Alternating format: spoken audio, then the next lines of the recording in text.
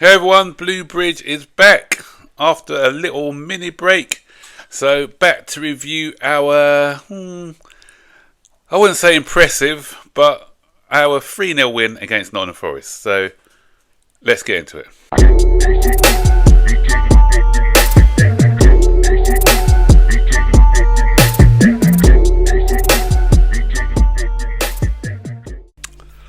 Yeah, been away for a little bit, had a break from YouTube for a while the international break was on.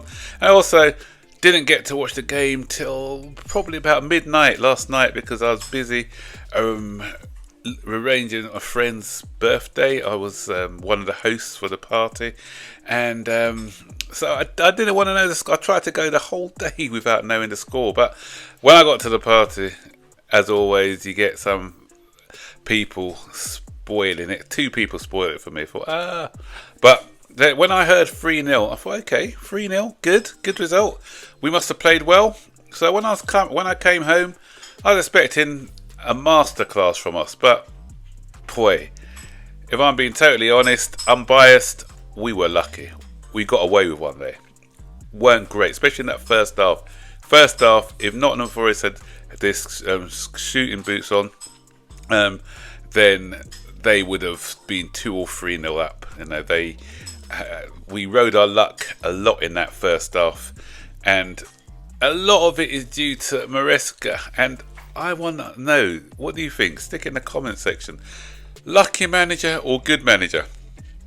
Last season, when he was doing a lot of his meddling and square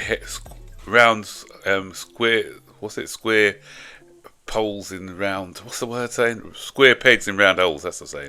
So when he was doing all of that nonsense, rightly so, we got some criticism for it.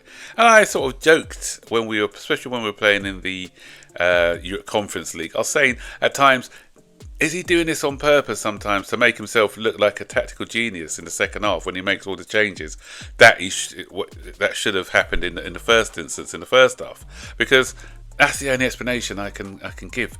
Because why that lineup? As I said, I didn't know what the lineup was anyway. But you looking at that lineup against Forest, who they sacked Ange, but Ange was always going to play 5 at the back. Everyone plays 5 at the back against us, unless you're one of the bigger teams who feel that they can go at us toe to toe. A lot of the other teams feel 5 at the back because Chelsea's Achilles heel. They don't know how to break down that 5, and then we can hit them and we cut out the passing lanes. Crystal Palace showed that in the first game of the season, 0-0. And a lot of clubs have done that against us, and with to good effect. So they sort of cut out all the passing lanes, and they set traps for us. And our passing out the back isn't the best, especially when we've got Shalabar playing. He's not the best passer from the back, and also Gusto, add him in that category as well. So we are always going to give the ball away at times with our risky passing that we tend to play. If you got great, excellent passes, you can kind of get away with it. But with our back line, it's always a bit nervy. And that's the thing, because I always said, and I said it when Mark Guéhi, I always said about Guéhi, okay, do I rate him as a top-rate striker? Probably not. But has he got the profile to suit our needs against the low block opposition? Yes, he does. And that's what I keep saying. We need to be playing him. Okay, his goal output may not be great for a striker, but what he does, he brings others into play. And I don't care if my striker's not scoring goals if other players in the team are scoring. So he came on. He was a big influence without scoring goals, but because what he did, he occupied the Nottingham Forest defenders, which wasn't happening in the first half. And for me, the Pedro cameo in the World Club Cup where he scored all those goals, I thought that was more of a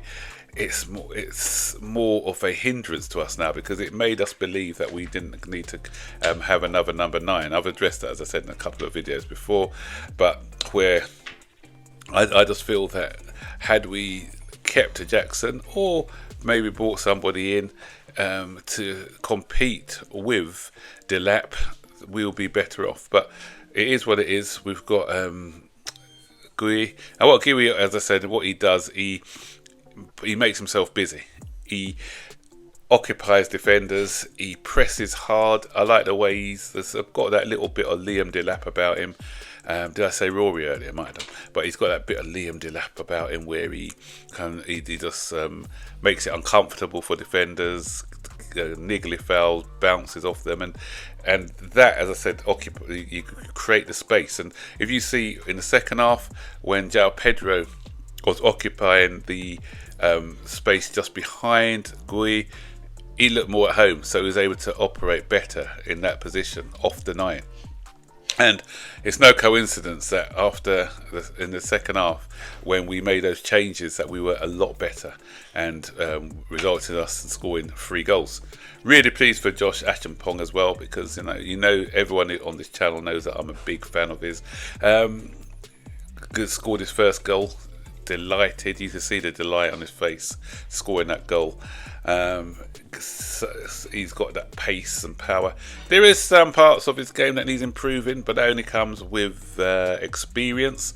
There's a couple of times where I think he was a bit flat-footed, but he still, as I said, it's what I see. He's got the tangibles in his game. I think he's got more pluses than minuses, and as he gains that experience, then he's going to be a top player for us. Because if you look at Colwell's first season, it was a bit shaky, but now everyone's talking. Everyone who didn't rate Colwell a couple of seasons ago is now saying he's a massive miss in our side. Such as this. Why? Because he's been playing week in, week out. It's given him that confidence. He's ironed out a lot of his mistakes, and now he is a mainstay in the side when fit. Pedro Neto scored with a good free kick as well. Again,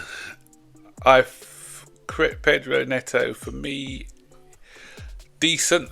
I wouldn't put him at the top echelons of the game. He does what he does. He works hard, but I still think if we want to move up to that next level, we need better quality. It may sound mad me saying that he's got a man of the match performance, golden assist, but I still think that his top draw isn't as high as some of the other top wingers out there. Just my opinion. Some of you may not. Some of you may agree. Some of you may disagree. So yeah, that's what I feel anyway. And then Reece James. It's great to have Reece James back, but obviously he was playing Gusto out of position. Don't know why, because he's not. Yeah, the less said about Gusto, the better. But yeah, Reece James, it's good to see him on the score sheet as well, and it's good to see him fit. And we're going to need him because Gusto stupidly got himself sent off. The game was already won. Don't know why he's doing that challenge, but it is what it is. And so we'll need Reece James in his normal position, hopefully, not playing some inverted midfield nonsense, and just playing as a right back. Gui to play more, especially against a team like Sunderland, who are probably going to park the bus. So let's just play a striker who's a striker. Let's play 9.5 who's a 9.5, just behind the striker.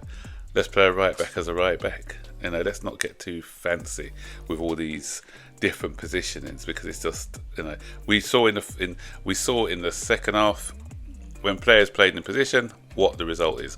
We saw even in the World Club Cup when we had fullbacks playing not as inverted, but playing more holding their width. I saw the difference. So as I said before at the beginning, lucky manager or good manager, let me know in the comment section before. It's a good job that we scored the first goal, actually, because if Forest had scored that first goal, then you never know what would happen. But their confidence was fragile, even with fragile confidence, they gave us a game. I'm not knocking us too much because we've got loads of injuries. So a lot of the team we played were players who are not regularly playing in the team, but still, a win's a win. So I'm taking it. Don't want to be too negative, but I'm not getting carried away neither with this win. But we roll. Tottenham lost today. Liverpool are 1-0 down. So you never know what will happen. Anyway, let me know your thoughts in the comment section below, and I'll see you in the next one. Bye bye.